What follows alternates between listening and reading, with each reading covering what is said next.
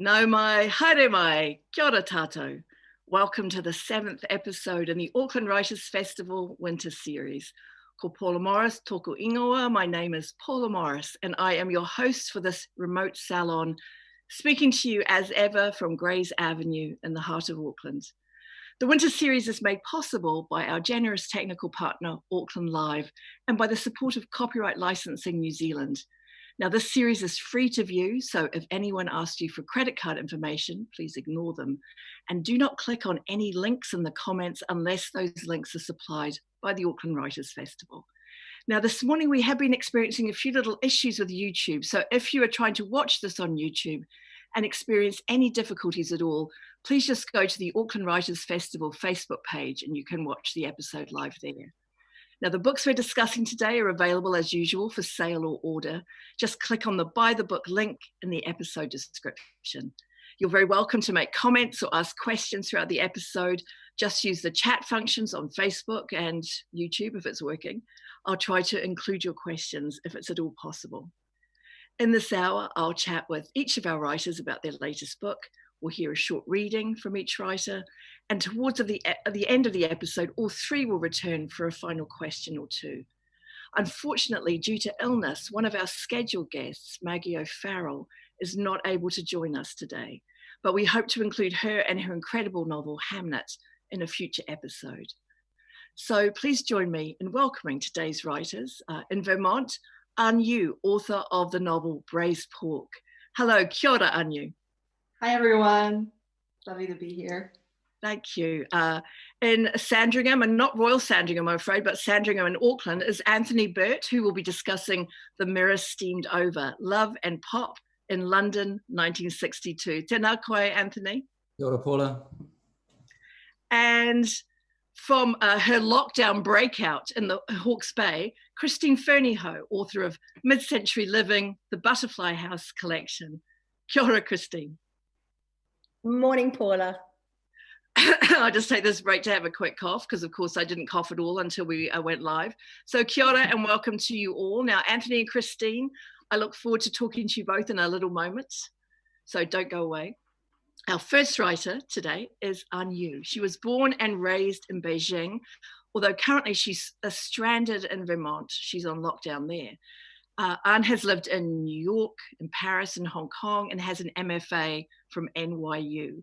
Her wonderful debut novel is Braised Pork, which she wrote in English. It's been described as part domestic noir and part esoteric folk myth, moving between metropolitan Beijing with its unhappy marriages, hazy polluted air, and expensive property market, and a stranger, more hallucinogenic realm of Tibetan myth and folk culture. In Braised Pork, a young woman, set adrift by the death of her husband, makes a journey from an apartment with too many rooms to a world with no barriers, and a reconciliation with what is lost and what is left behind. Kia ora and welcome, Ann. Hi, thank you. Let's talk about Jia, your main character. Now, she's a painter who's put aside her work during her marriage to an older and wealthier man. And after his death and the financial shock of his will, she can't stop thinking about a sketch she found that he had done near his body of a figure with the body of a fish and the head of a man. Why is that figure, that fish man figure, so compelling to Jia? Well, this is going to be a long answer, so I'll try to make it short. But so Jia was in sort of a loveless contractual marriage with her husband, and this surprise sort of sends her into a state of confusion and disorientation where she doesn't know what to do. And before his death, she had dedicated her life to this marriage, and she had given up. She was an artist before, and she had given up her art, and all she had was this marriage. And now that he was gone, leaving behind no other clue besides this drawing of a fish man, it becomes the only thing that she can really hold on to. And even though she never loved her husband, her sort of only way forward now in her mind is to find out why her husband died. And to find out why her husband died, she had to go with the only clue, which is the fish man, which leads her on this journey where she tries to paint the fish man, tries to look for the fish man, and eventually tries to retrace her husband's footsteps in Tibet, all in search of what this creature means. The description of her trip to Tibet is fantastic, and it had me, of course, Googling every place you mentioned to look at amazing pictures. I'm quite interested in the clash that you present in your novel between the contemporary and the traditional, if you like, or the lack of belief, and then the quest for belief or understanding.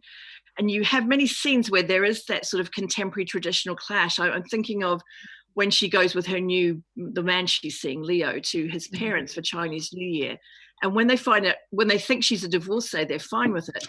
When they find out she's a widow, they're very worried because they say widows are bad luck. And that clash between generations and cultures is something that infiltrates your whole book. And I wondered, how difficult would it be for a character like Jaja, who is very much a contemporary young woman, in her early 30s, to embrace the mystery of the fish man and the notion of the world of water and the non-real things she encounters in Tibet? Well, I don't think the mythical side of this has necessarily have to be sort of the traditional side of what you're talking about. I think there's so much modern myth that seeps into urban life that I find entirely fascinating. And I think that for her, urban life itself is strange in a way, and is disorienting in a way that this myth of the fish man can sometimes feel, or the myth of the whole world of water can sometimes feel more real to her. And the answers that she can't really find in reality, she could perhaps find in this more surreal world. And then the two, at least for her and her experience, are not so separated, and the line between the two are not entirely clear. And as she moves forward in the novel, it becomes even more muddled. And I think that's one of, or at least for her, it's the only way for her to feel liberated from what the life she had been living before, as well as the immediate life after she had lost her husband. It also permits her a return into her own creativity, doesn't it? Because she's becoming much more instinctive and much more tapped into her subconscious. But what you're talking about are parts of the novel that could be described as surreal. Some are dreams, obviously, but some are quite sort of magical incidents. When she's painting on a client's wall, the water comes to life for her. Now, many writers object to the term magic realism. They see it as something that's imposed on their work. I have seen your book described as magic realism, and I wondered how you feel about that particular term in relation to this story. I think that term is a bit, I myself is also a bit confused by that term sometimes. I don't really know what exactly it means and what boundaries there are around that term.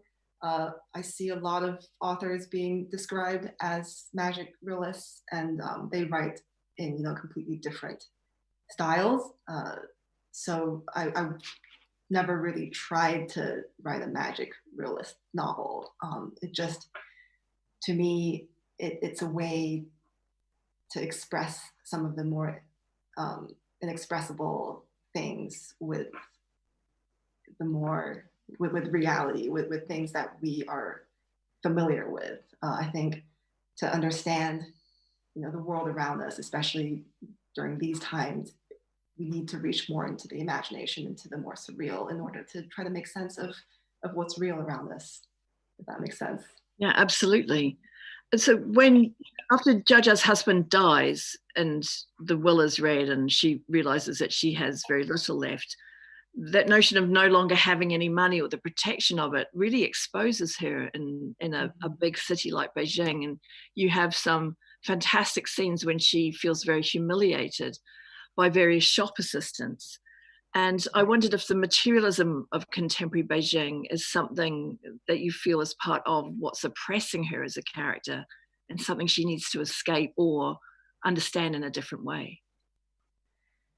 The short answer is yes, I think so. Not only the materialism of modern Beijing, but also this notion of the need for stability in more traditional thoughts, which was partly what led to her decision to marry him in the first place.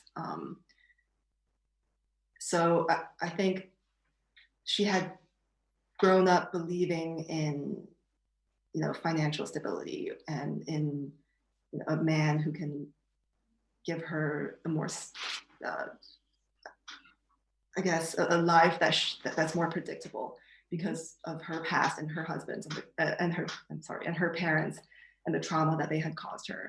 She never believed in love the way her parents did, perhaps. And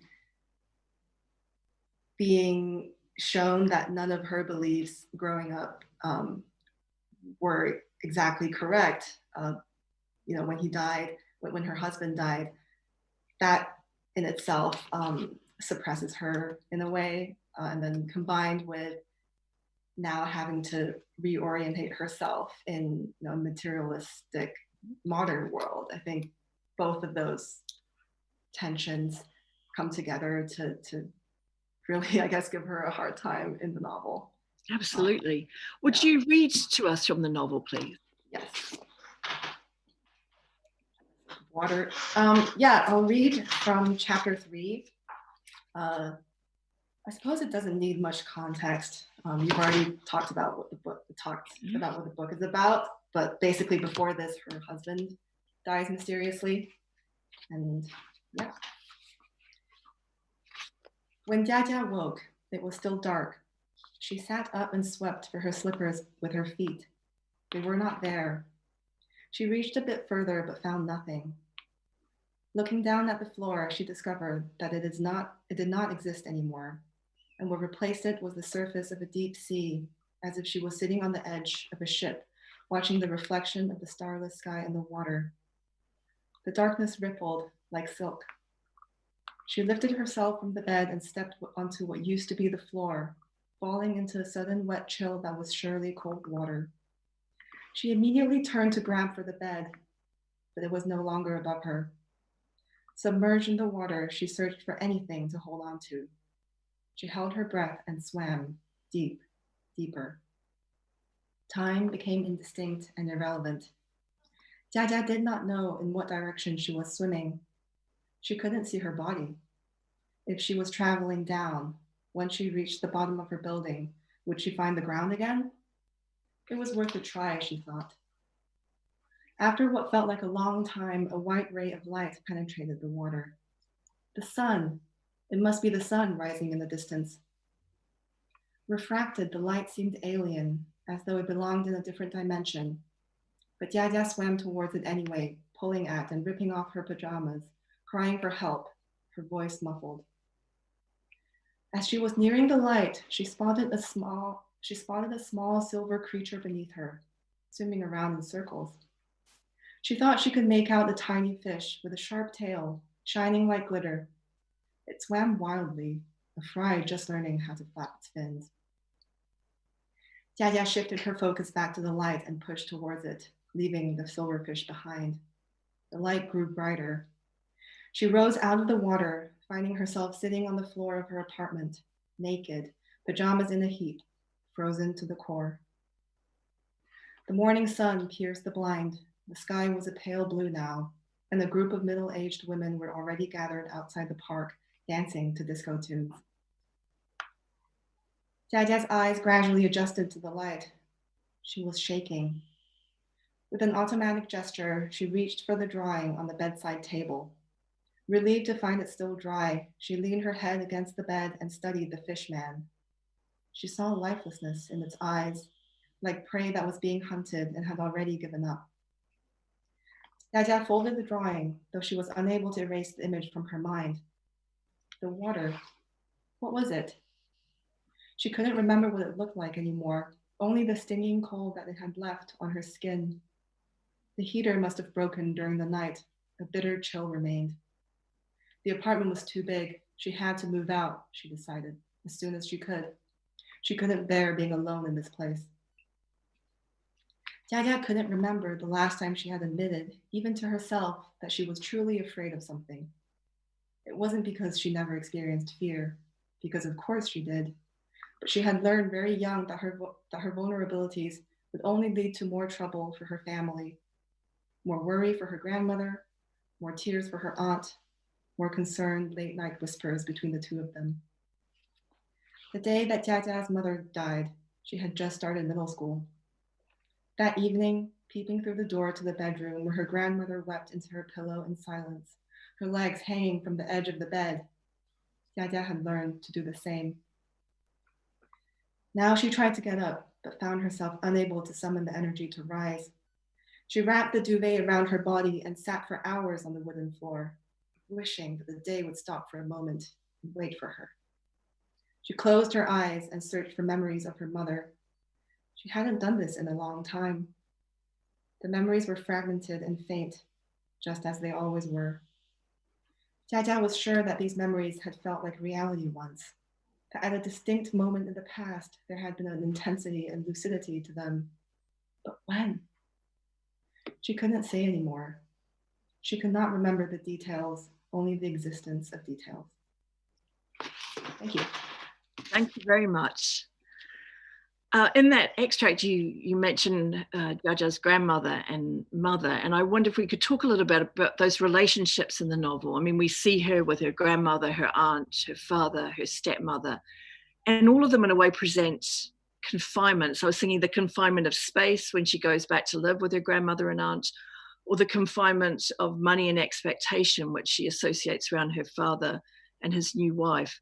There are also a number of people in the novel who disappear or choose to disappear. I mean, not just her husband, but her mother, as you mentioned. Her mother has died, her father who leaves the family, her uncle who's imprisoned, the wife of the man she meets in Tibet who's disappeared and he's looking for her. And I wondered, is that something that Jiajia fears herself, that fear of disappearing or her real self disappearing? I think to Jiajia, there is definitely a sense of that fear, but also for her, I think she, more than that fear, she needs answers as to why these people have been disappearing from her life, especially. And as we find out, a lot of these disappearances are related to, at least in the book, the World of Water, and I guess to different people, the World of Water is something that they are searching for in different ways. So some people, you know, are successful in their search. Some people feel like it's inevitable and it's the only thing that they can do. And some other people spend their whole lives trying to look for it, yet don't manage to find it and have to look for another way to escape or to disappear, or you know, to be absent from either their reality, their world that they're living, or somebody else's world. And in this case, for example, like Jiajia's father had never really aspired to follow, you know, her mother into the World of Water, but he finds that he couldn't stay static in his life after her mother, Jiajia's mother, disappeared, or after she became absent in his life. So then he had to disappear from his family in the way that he knew best, and in the way that he felt like was the most natural or needed at the time. So for Jiajia, I think it's more about chasing after people who had disappeared than fearing disappearance herself. I think in her journey towards looking for these people, this wish to find what has been gone, or to dissect what has been left behind, is overpowers her fear of getting lost from those around her. And the title of the book is more about connection, isn't it? About what's shared between people, a meal. Mm-hmm. Mm-hmm. Yeah. I think having a meal with another person is one of the most intimate things that we can do. So that image really is really, really powerful to me. And as it is, I suppose, to Jiajia. And whenever Braised Pork does come up, the very few times it does, it's about connection or disconnection, on a table, and the emotional complexities behind everything that she's going through. Yeah. I wish we could talk longer, but I'm afraid we do have to move on. But please, don't go away. Stay close by, because hopefully we'll get to talk some more at the end of this episode. Kia ora, and thank you very much. Thank you. So our next guest today is Anthony Byrt. Anthony is an art historian, a journalist and critic who has lived in Berlin and London and now lives in Auckland, where he is a board member for the Michael King Writers Centre. Well known for his art criticism in magazines, including Art Forum International, Anthony is the author of Model World, Travels to the Edge of Contemporary Art, which was shortlisted for the Ockham New Zealand Book Awards in 2017. His new book is The Mirror Steamed Over, Love and Pop in London 1962, the story of three outsiders associated with the Royal College of Art at a time of cultural change, artistic experimentation, and their own personal reinventions. Tēnā koe, Anthony. Hi, Paula. Thank you for joining us. Now, two of the three people at the centre of your engrossing book are British, the artist David Hockney and the novelist Ann Quin. And one is a New Zealander who arrives in London in the late 50s as Barry Bates, but becomes the artist we now know as Billy Apple. What brought you to this particular trio and this particular year? Yeah, well, I mean, it really started in a lot of ways with the chapter about Billy in this Model World, which had actually been adapted from a profile I'd written about Billy for Metro magazine here in Auckland. And I have known Billy for a really long time. And as we were working on this profile, he'd told me this story of his relationship with this young writer, Ann Quin, who'd been a secretary in the painting school at the Royal College at the time that he and his close friend David Hockney were studying there. And Quin had helped Billy, or Barry as he was then, out of a pretty deep hole, really, which was that he needed to write a dissertation to get his diploma from the Royal College, and either didn't want to do it himself or didn't quite have the kind of writing capabilities to do it. So he essentially commissioned Quin to write it for him. And as a result of that, they started a relationship. And as I kind of dug into Ann's story a little bit more, I realized that she had become a very interesting and important novelist in the 60s and early 70s in the UK. And that her first book, Berg, had been about a man who changes his name to return to his hometown to essentially try and murder his estranged father. And of course, at the end of that year, Barry became Billy. And so I became very fascinated by these relationships between these people and these questions around the performance of identity and what it means to reinvent yourself. And of course, it's pretty well known that Billy was and is close with David Hockney, his fellow student.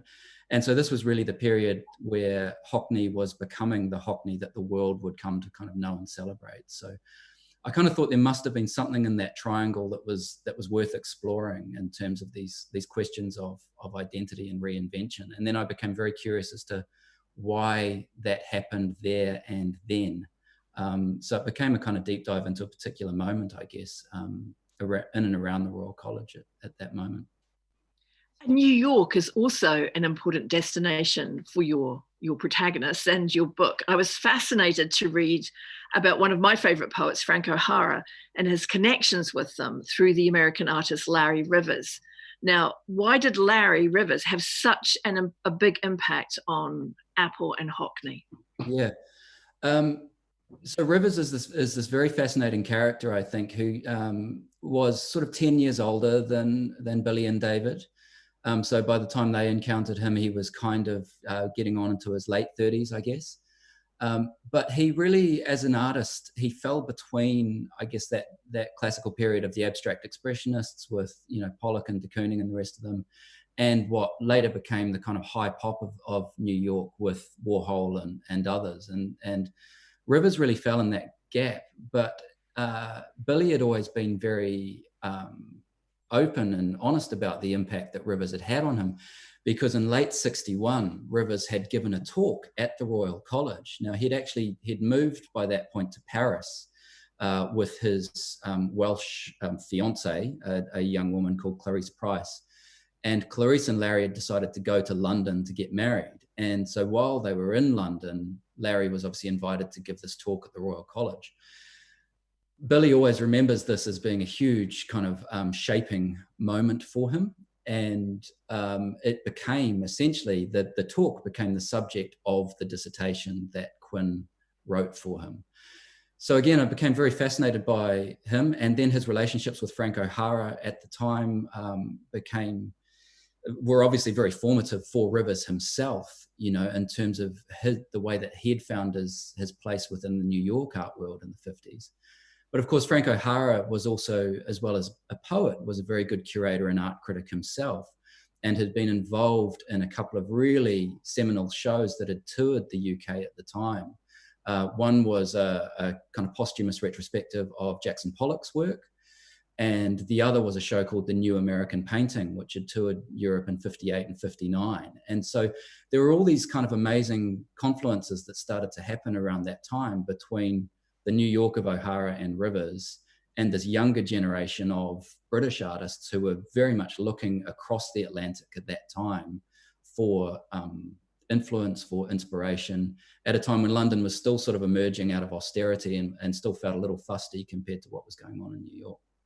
Absolutely. I'm going to ask you to go to your reading sooner rather than later. So I think we'll do it now because I have some follow-up questions from it. So would you mind reading to us from The Mirror Steamed Over? Sure. So I thought I would just read from the start, because this is really where this kind of dive or down the rabbit hole of the Royal College in 1962 starts. Just after his 24th birthday, he's already recognizable as the artist the world will know and celebrate. Shirtless on the beach with a cap perched on his head, a cigar held in place by pursed lips. The sun is high and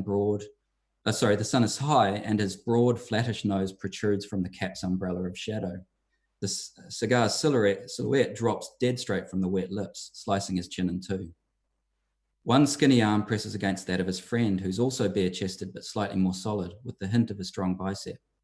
The friend, with no hat, already has the high hairline of a man who'll lose most of it later. Both have narrow patches of hair on their chests. The smoker is the woollier of the two, but only just. Their sunglasses are near identical, as if bought together on the day, a 2-for-1 special on a nearby boardwalk. Behind them, in the distance, people mill in front of a seaside hotel, but no one comes near them. Two perfect hipsters stuck together in their American universe. Billy Apple, sitting in his Auckland dining room, looks at the photo for what must be the 1000th time.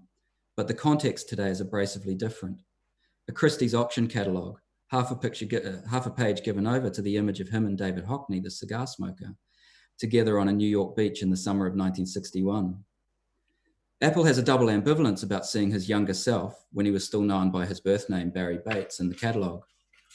First, he's long been aggrieved about his comparative absence from histories of 1960s British art, and here his cultural status is reduced to Hockney's travel buddy.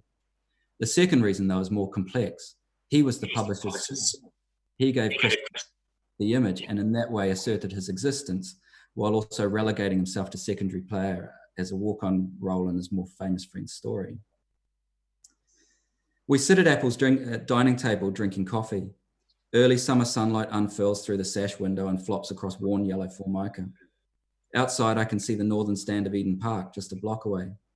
As Apple turns the catalogue's pages, he lands on an entry for another of his contemporaries, a guy who became so successful he bought a castle in Scotland. He points at the reserves and rages about what a mediocre artist the man was. I laugh and it diffuses him. He grins too, the same smile as the young man's on the beach. I've known Apple since I was 23, the age he was when he first left New Zealand in 1959 as Bates, and headed to the RCA to study graphic design. Just over 3 years later, he became Billy Apple, the living, breathing brand that came to define everything he's made and done since. Apple is now in his 80s, although he likes to date himself based on the creation of his new identity. By that measure, he turned 50 in 2012.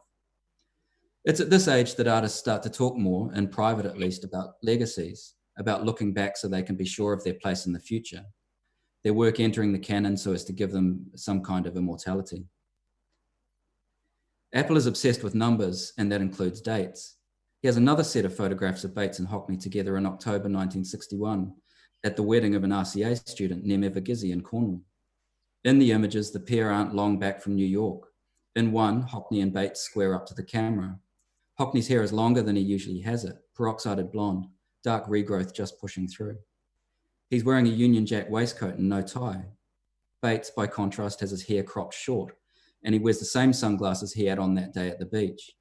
In the background, a man runs past the door of his Mini, Michael Kuhlman, the RCA's General Studies tutor, who'll play a vital role in Hockney's and Bates's story before the academic year is out. His car will also become part of one of Hockney's best-known paintings. For years, Apple had been unable to remember the exact details of the wedding until he finally recalled that the groom was a classmate of theirs called Adams. I managed to track down Michael Adams in the Seychelles. Apple was right, it was his wedding. Adams told me that the Union Jack waistcoat Hockney was wearing had actually been his. Hockney borrowed it and never gave it back. When Adams saw Hockney at the wedding, he asked why he'd bleached his hair. Because gentlemen prefer blondes, was the reply. Later that night, Adams remembers, Bates played jazz on the church bells, much to the approval of the vicar. Apple doesn't remember that, but he does recall almost freezing to death, sleeping on the floor of a stone building with Hockney. A year or so later, I tracked down a photo of it.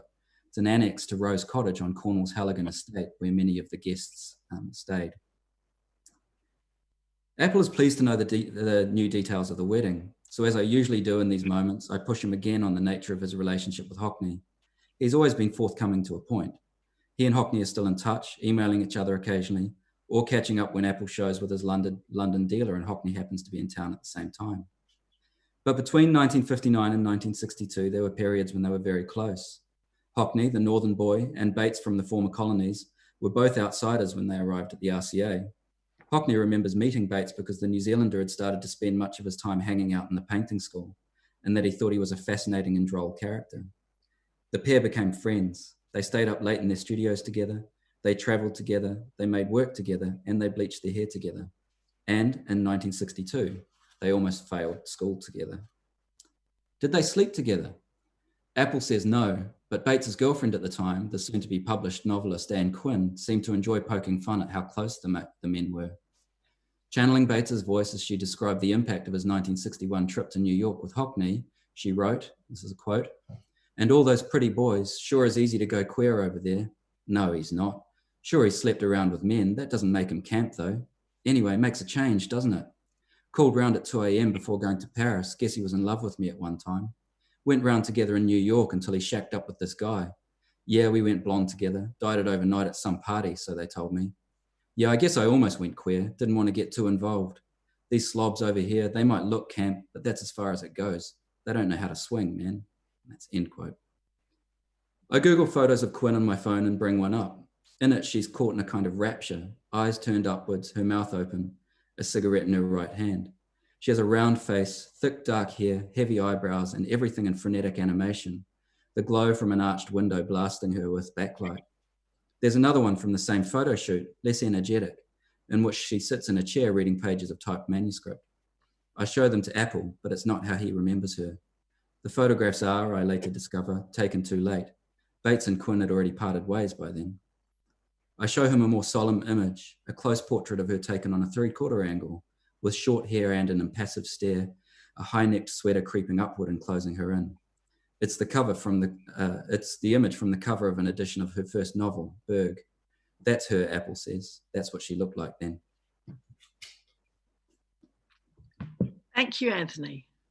Now, I'm ashamed to say that until I read your book, I hadn't heard of Ann Quin or her colleague, another young woman, Patti Kitchen, who was publishing novels in the 60s. And I'm now very eager to read their work.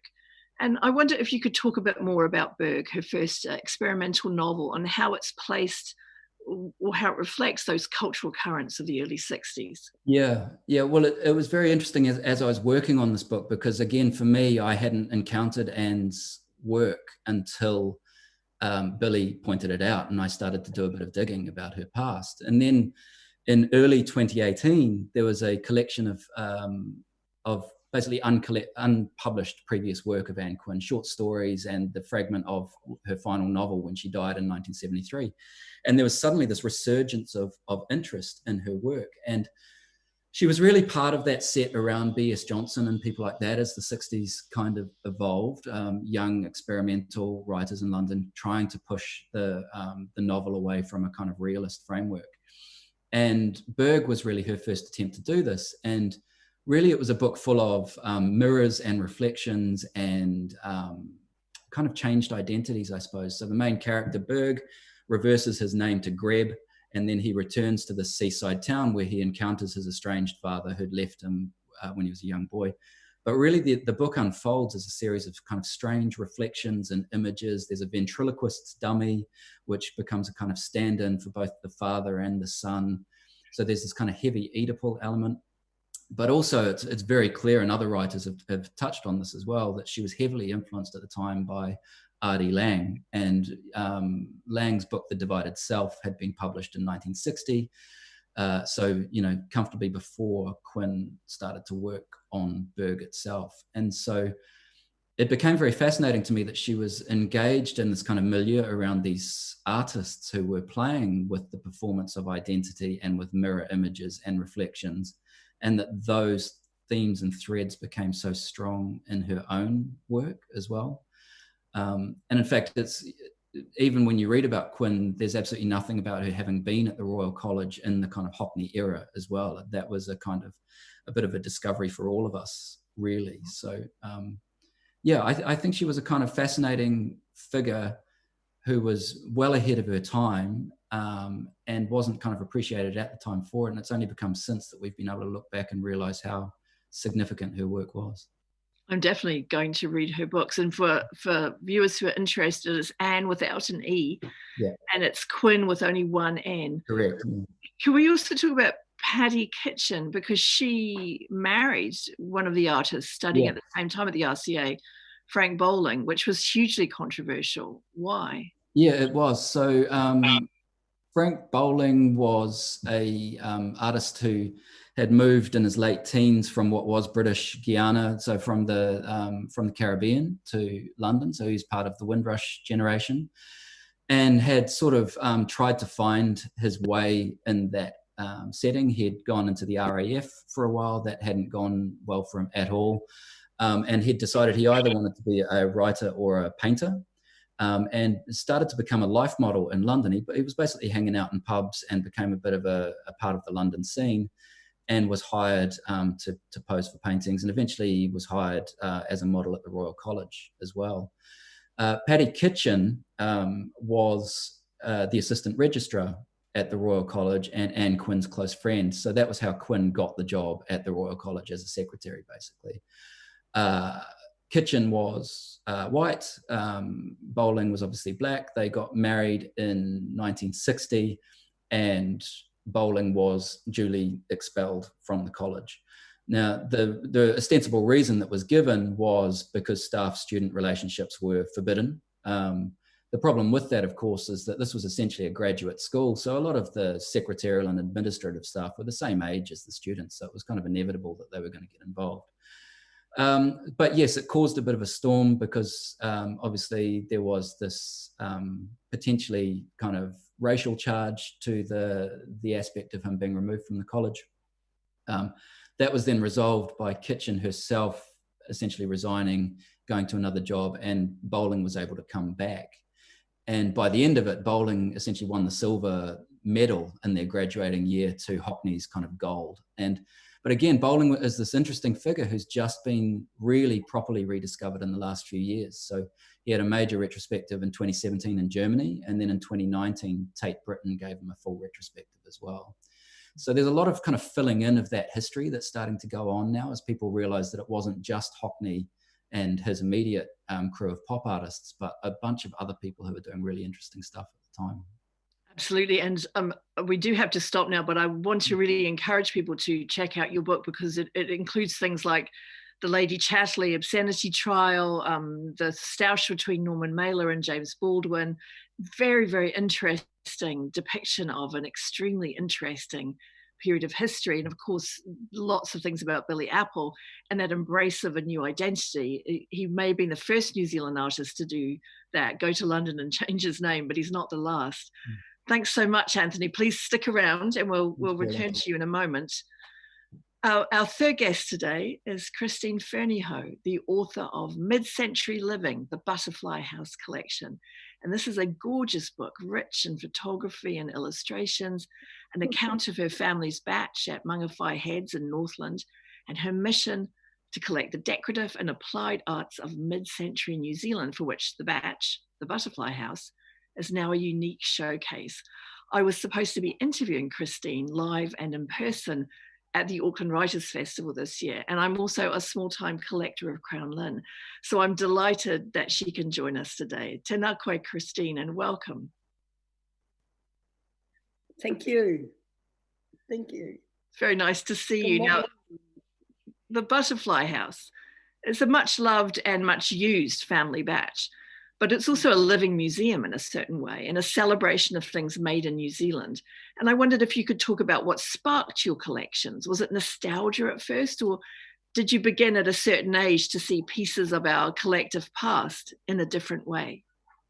Well, when I was in the 50s and 60s collecting, I wasn't collecting the mid-century stuff. But when we bought this Butterfly House, which is a fabricated, corrugated, no, not corrugated iron, fibre-like batch, it was one of those ones with that sloped roof, and it was poised over the Mangawhai estuary. So it looks like this butterfly taking off. And one of the first things we bought was one of those painted butterflies, which I tried to research where they started, what sort of decorating internationally, or whether it was just a local New Zealand thing that put a butterfly on the side of their houses and it made it. I don't know, they're sort of happy. It's a bit sad that butterflies don't live enormously long lives once they spread out their wings. And my father was a lover of monarch butterflies. He would see them, and even today, when a monarch butterfly flies past over Christmas when they're out and about, we always think that it's Grandpa coming back to see how we're going. Now, you divide the book by rooms, Christine, but there are also subset categories like drinks and hearth and pokerware and tableware. What are the hardest things for you to find as part of your collections? Well, I didn't start off making a collection. I really started off interior decorating the house. So we had a number of shelves, and I had done the house up in the 50s and 60s style, so lots of bright, happy colours, which still makes people smile when they walk in. And so I started to just be very general. I would have Venetian glass, and then I'd have something from England, and from that period, the period that Anthony talks of in the 50s and 60s. And then the more I started to fill my shelves, the more interested I got in things that were New Zealand made. Because the period the book demonstrates, and the Butterfly House is an example of, is between the 40s and the late 70s. So it's a time we are now, where borders are closed. We're a time where the handmade was celebrated, the homemade, the folk, where it was the golden era of manufacture, where we made our own glass, and we made our own ceramics, and we made our own plastics, we made our own beautiful fabrics, we had Feltex rugs. And that was a period where the interior was unique to the handcraftedness of the wife, who was mostly at home and mostly the maker of things, and the chap in his shed, turning out wooden trays or applying tuis and kowhai flowers to, a tray manufactured by woodcraft, for instance. What brings you most joy, would you say, to adopt Marie Kondo's phrase, of the things in your house? If there was a fire and you were running out, what would you grab first?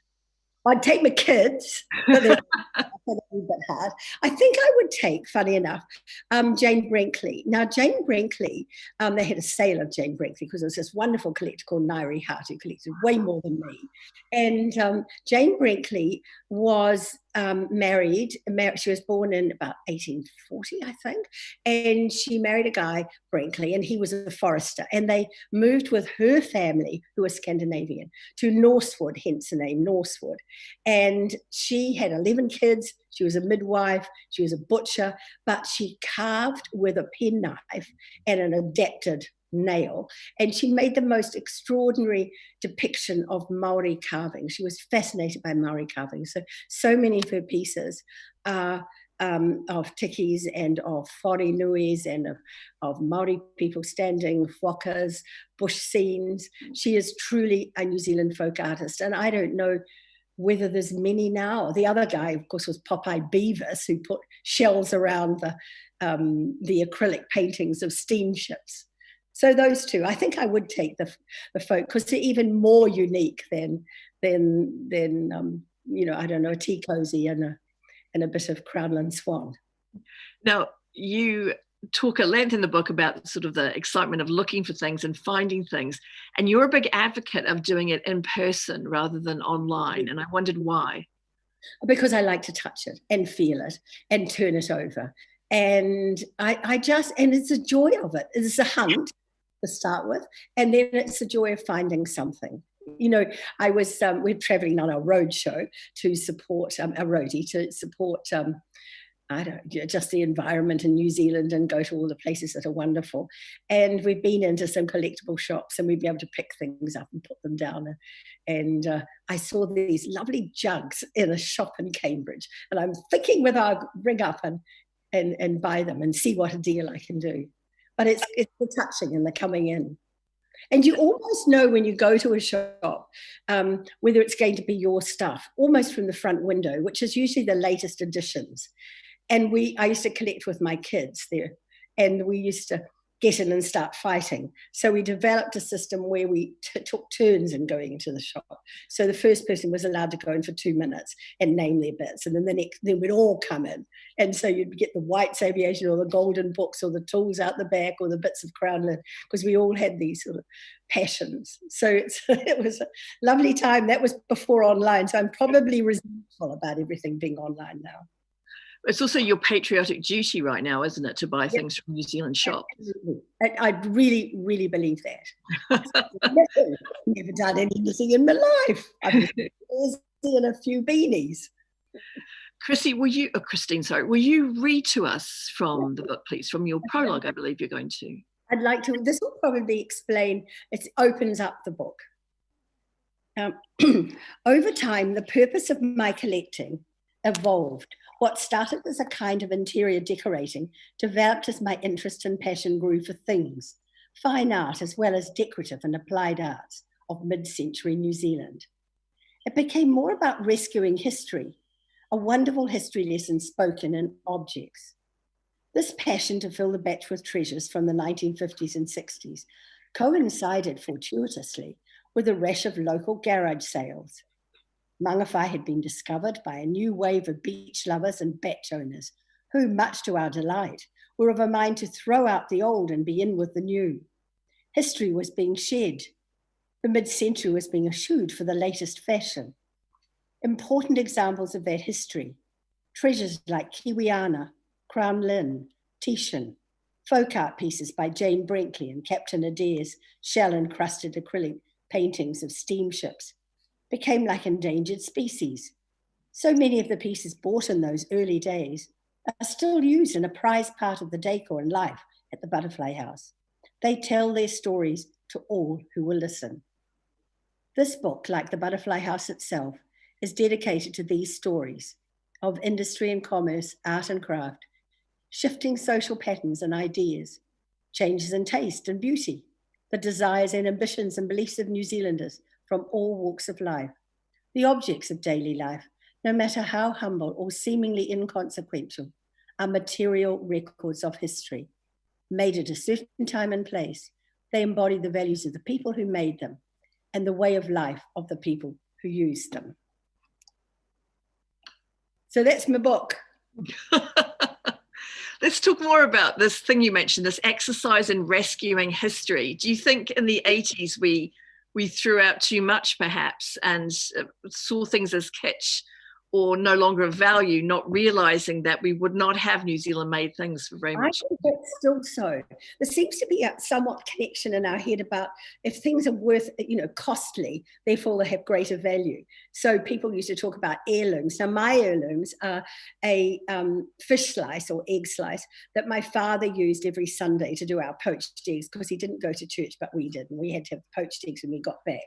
And so that sits in my cupboard as an heirloom from something in my life that is, it was that Skyline production of wooden handled kitchen utensils. So heirlooms don't, and I think it is a sad time, and I think it doesn't have to have a monetary value to have a value.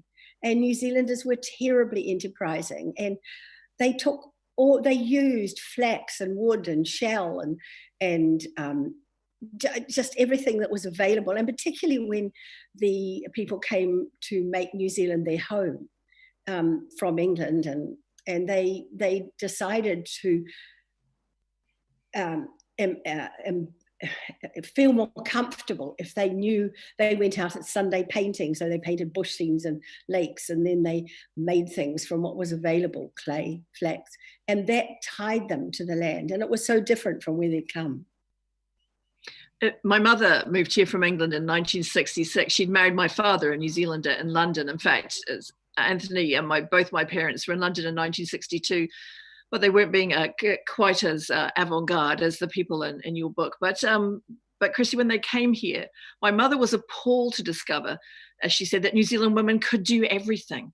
She said they could sew and they could cook and they could preserve and all these things that she had absolutely no idea how to do.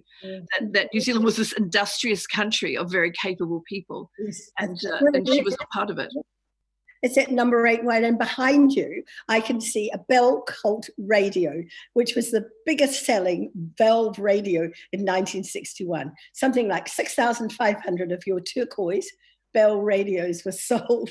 Not that I'm talking about homemade there, but it's interesting when you look at those pieces that are now found in many houses. I mean, yesterday we went a little trip around Hawke's Bay and to visit friends that Dick and Jude had when they lived down here. And houses are full of gorgeous swans and rattan beauties and macrame pot plants. And I don't know, it's just some sort of gaiety about what we made at that period.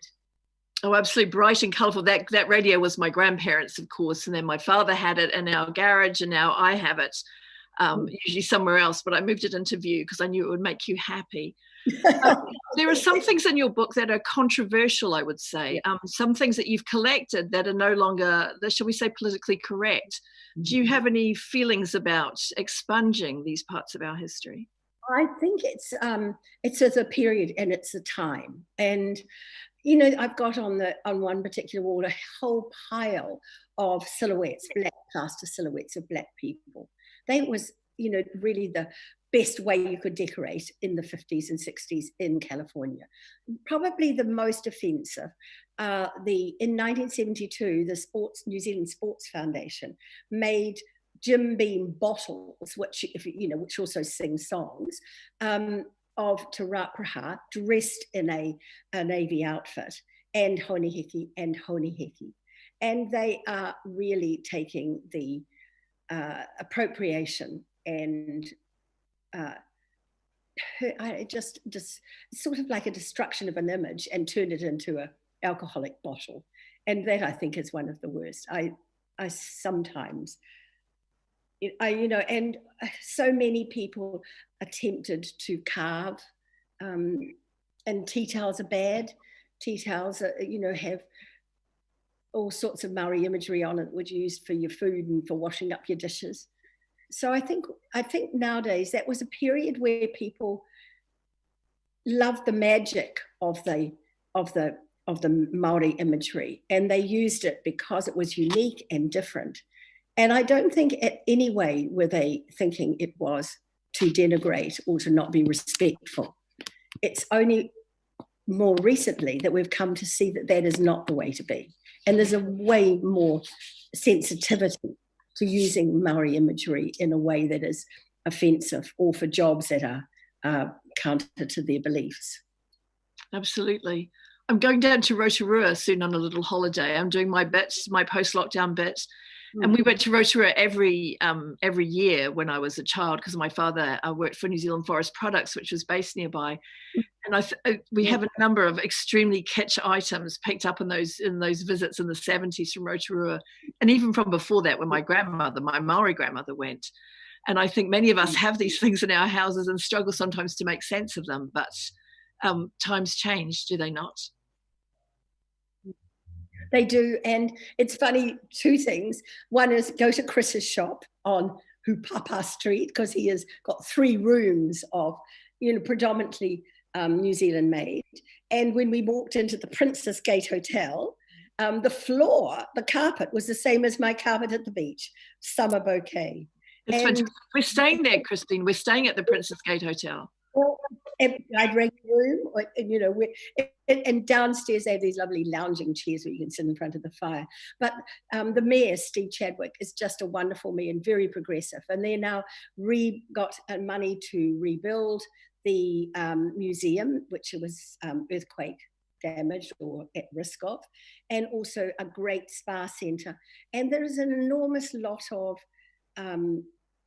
going to Rotorua and being overlaid by the Maori welcome, the Maori traditions, the understanding, the te reo, it's just a very enveloping place, and it's been our centre of tourism. So it's a bit sad at the moment. So it's very good that you'll be going.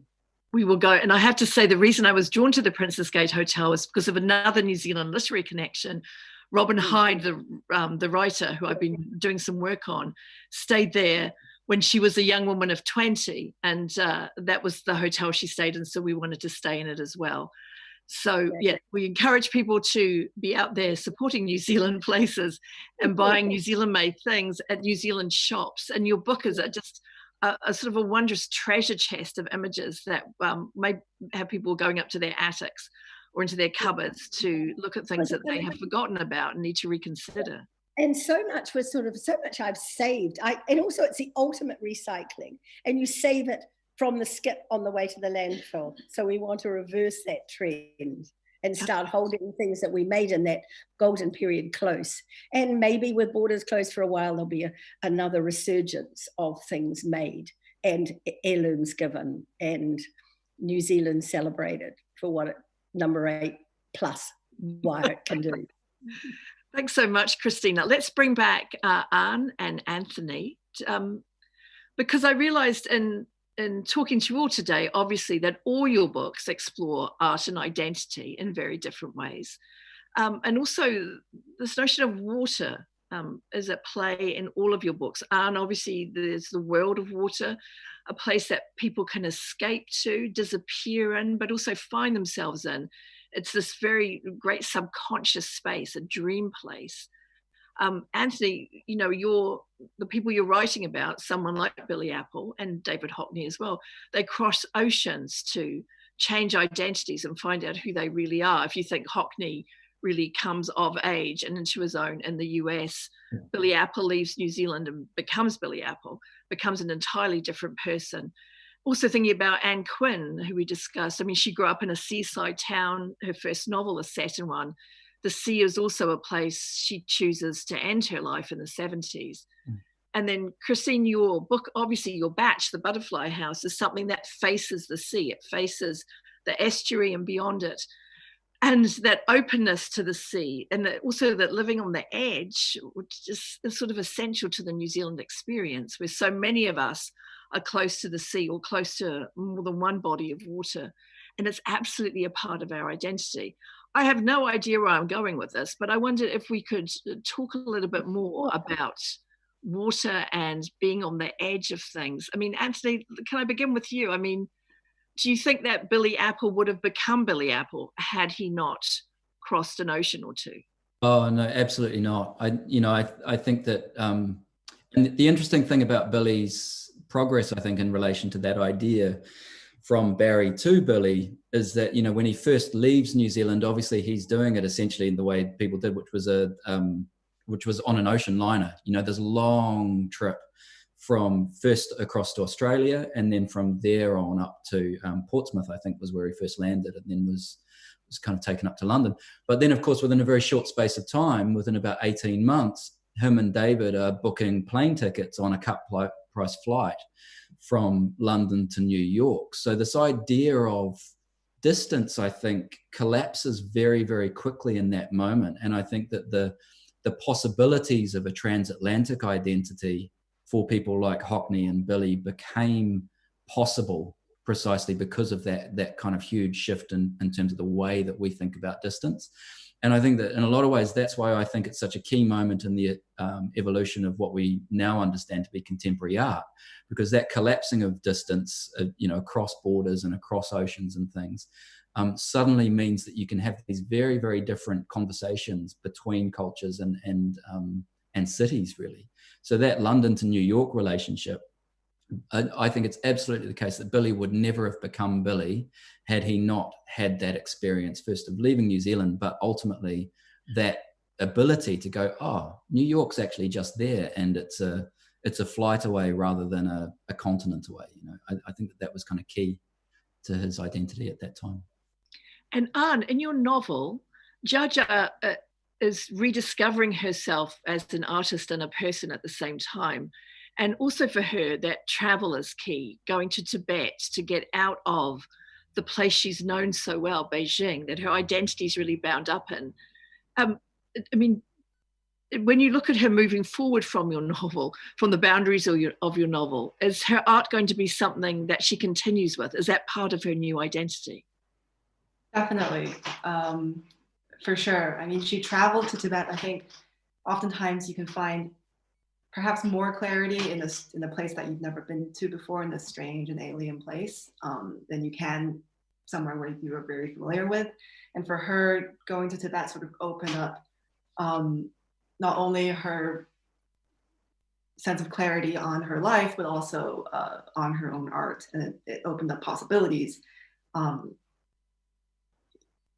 within her art that she had never been able to realize. And in the book, we talk about, or she talks about how she's always been fascinated with water, and because she's never been really able to capture it in her paintings, she's always found it being one of the hardest things to paint, because it's simultaneously mysterious and clear, and its properties are really fascinating to her. And towards the end, I don't want to give away anything, but she's sort of comes back to her painting and wants to, try to paint water again. And I think in that sense, she definitely will be much more liberated in her painting, and painting water in a way is a metaphor for her, changing her entire sort of outview on life. Yeah, absolutely. As it was for Hockney, I suppose, with the swimming pool series, they're trying to find the elusive nature of water, but also, it's sort of this deep attraction. I'm wondering for you, Christine, if it's the opposite is the case. Both Anthony and Ann are talking about people who needed to go somewhere else in order to become themselves as artists. And my husband is just alerting me to the fact that we're already over time. But I'm very keen to think about your book in a way of us rediscovering our own art within our own country, things that perhaps we had contempt for or grew contempt for because they were too familiar. And your book is asking us to look at things afresh. Is that true, do you think? Yes, it is to look at things afresh. And if I could just speak about Ann, when she read her piece about how her carpet turned into water. I speak quite a lot with young school children, and she talks about, says, no, I'm not magic realism. It's imagination. It's imagination that all of us need. And when I go out to kids, I get them to go like this, up and down with their hands, and I'm getting them to keep their imagination warm, because if we ever start losing our imagination, which is so vital to creative thought and to ideas and to changing how and where we live, I say to the kids, always keep your imagination warm, because once it goes cold, imagine what a world it would be. We wouldn't see Anne talk about getting out of bed and falling into that sea and that lovely light. We wouldn't be able to imagine beyond, the table which is brown and got 4 legs. So I think water adds a magic to living all the way through, and imagination is such a powerful part of our lives. And I should have said, obviously, in the introduction for you, Christine, that you are very, very involved in literacy and encouraging reading up and down the country, that you are one of the co-founders of Duffy Books and have made a tremendous difference to access in New Zealand for our young people to books and stories and imagination. All 3 of the books we've discussed today have actually really made me want to spend more time making things or daydreaming, which is the first point for anyone's creativity. So thank you so much to Anu, Anthony Byrt and Christine Ferny Ho, and for joining us today and talking so eloquently. Thank you also to everyone else who's made this episode possible, especially the Auckland Writers Festival team, Auckland Live, and Copyright Licensing New Zealand. Kia ora also to the sponsors and patrons listed on the festival website. Thank you so much for your general support for this wonderful series. Remember, viewers, this episode can be seen again on the festival website. If you'd like a copy of the 2020 festival program, an excellent reading guide for the rest of your year, please just contact the festival and they'll send one out to you. Tune in again next week when our guests are the Nigerian novelist and poet Helon Habila on his latest novel, Travellers, the New Zealand poet Freya Daly-Sadgrove with her debut poetry collection, Head Girl, and another New Zealand writer, Philippa Swan, discussing her debut novel, The Night of All Souls, a book that seeks out Edith Wharton, another of my favourite writers, in the afterlife. So see you same time, same place next week. Mā te wā.